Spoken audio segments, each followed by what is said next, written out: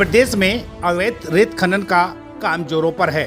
सत्तारूढ़ के नेताओं के संरक्षण में यह उत्खनन पूरे प्रदेश में चल रहा है।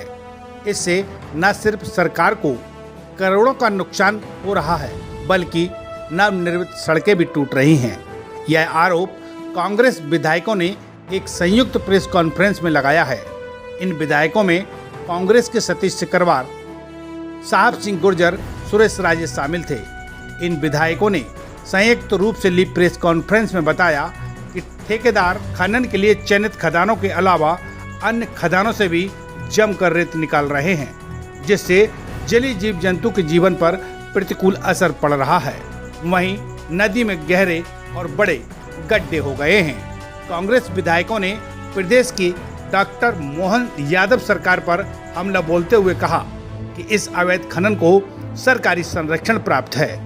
इसी के चलते खनन माफिया बेखौफ होकर उत्खनन में लगा हुआ है। डबरा के कांग्रेस विधायक सुरेश राजे ने कहा कि जिन सड़कों की उम्र 20 से 25 साल होती है, उन सड़कों को खनन माफिया के भारी भरकम डंपर कुछ महीनों में ही इतना क्षतिग्रस्त कर देते हैं कि उन्हें दोबारा बनाने की जरूरत पड़ती है। उन्होंने बताया कि 10 दिन पहले कलेक्टर रुचिका चौहान को सभी विधायकों ने एक ज्ञापन दिया था और अवैध खनन पर रोक लगाने की मांग की थी, लेकिन फिर भी प्रशासन खनन माफिया के खिलाफ प्रभावी कदम नहीं उठा पाया है। यही कारण है कि माफिया के हौसले बुलंद हैं और कांग्रेस विधायकों का आरोप है कि मुरैना के चम्बल नदी में विंड, डबरा, दतिया सभी जगह खनन चल रहा है।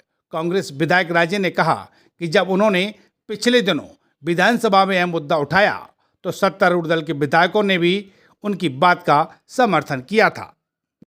आज का हमारा बेसिकली मेन मुद्दा है अवैध रेत उत्खनन का। और इस मुद्दे को ये नहीं है कि हमने पहली बार उठाया हो, ये अलग बात है। मैंने मंच से भी कहा, आपके सामने भी कह रहा हूँ कि इस तरह की संयुक्त प्रेस वार्ता हमने पहली बार की है।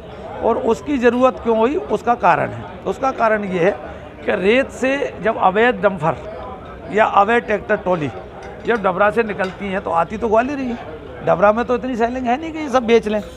तो ये सबसे बड़ी समस्या है कि अवैध उत्खनन के कारण जहाँ राजस्व का अरबों रुपए का नुकसान हो रहा है, वहीं जनता को सस्ते दामों पे रेत उपलब्ध हो, ये दूर दूर तक नज़र नहीं आता। जो ट्रॉली बिकना चाहिए ग्वालियर आकर 10,000 की, वो ट्रॉली बिक रही है 20,000 की। ये संभव नहीं। जो डंपर बिकना चाहिए 25,000 का, 20,000 का, वो डंपर बिक रहा है 50-55,000 का।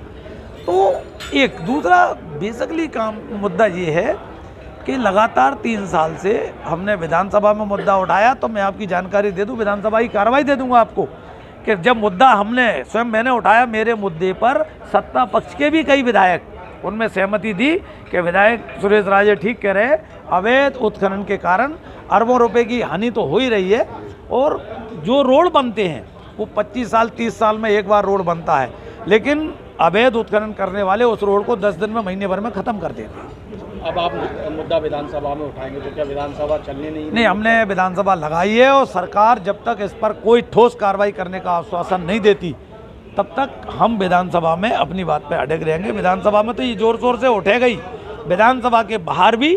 और अगर नहीं हुआ तो अब सड़क की लड़ाई तय मानना आप। हम अवैध उत्खनन कम से कम अपने क्षेत्र से अब चलने नहीं देंगे। क्या लगता है किसके इशारे पे चल रहा है ये सब? देखिए, बगैर सरकार के इशारे पर जब तक सरकार का कोई जनप्रतिनिधि इसमें भागीदारी न निभाए, क्या ये संभव है? मैं आपसे पूछना चाहता हूँ, क्या विपक्ष के लोग चला सकते हैं? क्या विपक्ष के लोगों के इशारे पे चल सकता है? नहीं चल सकता। ये टोल प्लाजा है, वहाँ पर भी ओवरलोडिंग हो रही है। और क्षेत्र की ऐसी छोटी बड़ी खबरें देखने के लिए जनपहन न्यूज चैनल को यूट्यूब पर भी कीजिए सब्सक्राइब और रहिए खबरों से अपडेट।